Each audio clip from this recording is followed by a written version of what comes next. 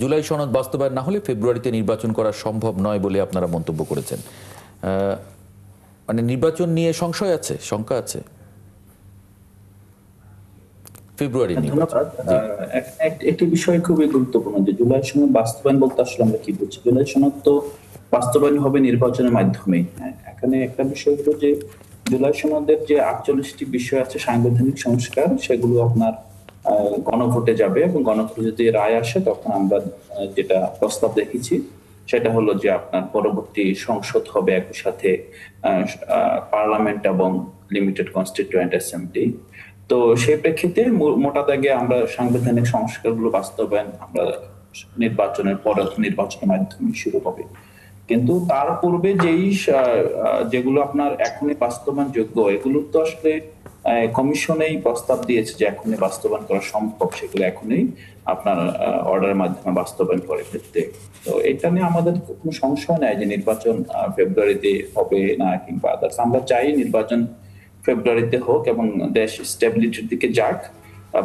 এবং এখন সরকারের কাছেও একটা সুস্পষ্ট পথরেখা আছে যে কিভাবে জুলাই সনদ বাস্তবায়ন করা হবে। আমরা তেমন সংশয় দেখছি না আনটিল এন্ড আনলেস রাজনৈতিক দলগুলো আবার এটা নিয়ে যদি কোনো নতুন করে। কিন্তু আজকে রংপুরে নাহিদ ইসলাম বললেন যে ফেব্রুয়ারিতে নির্বাচন সম্ভব নয় জুলাই সনদ এবং গণহত্যার বিচার ছাড়া। মানে এটা কি মানে পলিটিক্যাল স্টেটমেন্ট নাকি এটা একটু মিনিং আছে? এখানে আপনি একটা বিষয় লক্ষ্য করেছেন, বিচার কিন্তু আপনি কয়েক সপ্তাহ যদি দেখেন বিচার প্রক্রিয়া একটা উল্লেখযোগ্য অগ্রগতি দেখা যাচ্ছে। এবং আমরা জানি যে এই আগামী মাসেই অনেকগুলো গুরুত্বপূর্ণ মামলা রায় দেওয়া হবে।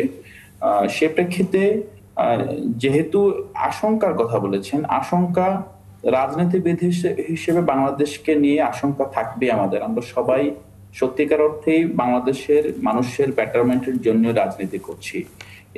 আমি বিশ্বাস করি না আশঙ্কার কথাই জানিয়েছেন, এবং আশঙ্কাটি হলো বিচার প্রক্রিয়া যদি কোনোভাবে বাধাগ্রস্ত। পাশাপাশি জুলাই সনদে যে বাস্তবায়নের অঙ্গীকার এবং বাস্তবায়নের যে পথরেখা সরকার এখন গ্রহণ করেছে ঐকমত্য কমিশনের কাছ থেকে, সেটা যদি বাস্তবায়নে কোনো প্রকার বাধা থাকে তাহলে খুবই স্বাভাবিকভাবে এখানে বাধাটা তো স্বাভাবিক প্রক্রিয়া আসবে না, বাধাটা হয়তো বা পরবর্তীতে একটি যেটা গতকাল একটা শোতে আমরা ছিলাম, দুদু ভাইও ছিলেন, তো আমাদের তৃতীয় আরেকজন বিশ্লেষক বলছিলেন যে এটা একটা সংকটের দিকে নিয়ে যেতে পারে।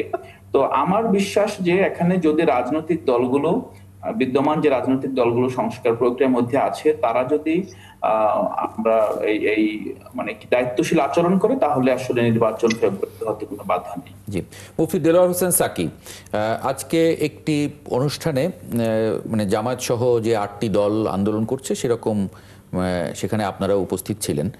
সেখানে জামায়াতের নায়েবে আমির তিনি মন্তব্য করেছেন কোনো কারণে জাতীয় নির্বাচন ঠিক সময়ে না হলেও গণভোট আগে দিতে হবে। মানে তারও শঙ্কার সংশয়, মানে ইসলামী আন্দোলন বাংলাদেশও কি এরকমটা মনে করে কিনা যে নির্বাচন নিয়ে শঙ্কার সংশয়, নাকি এটা একটা পলিটিক্যাল স্টেটমেন্ট?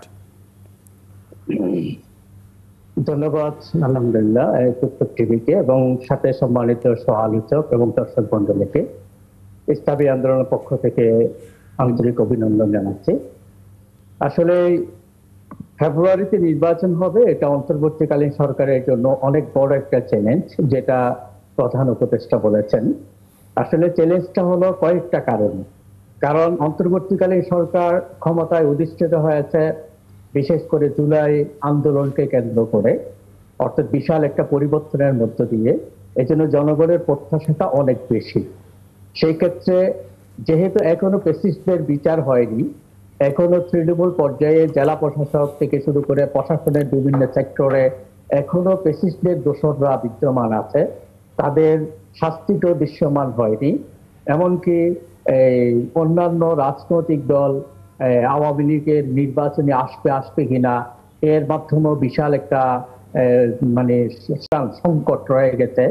এরকম 14 দলীয় জোট জাতীয় পার্টি থেকে শুরু করে অন্যান্য দল নির্বাচনে অংশগ্রহণ করবে কিনা এই ব্যাপারেও কিন্তু স্পষ্টভাবে সিদ্ধান্ত এখনো সরকার গ্রহণ করতে পারে নাই।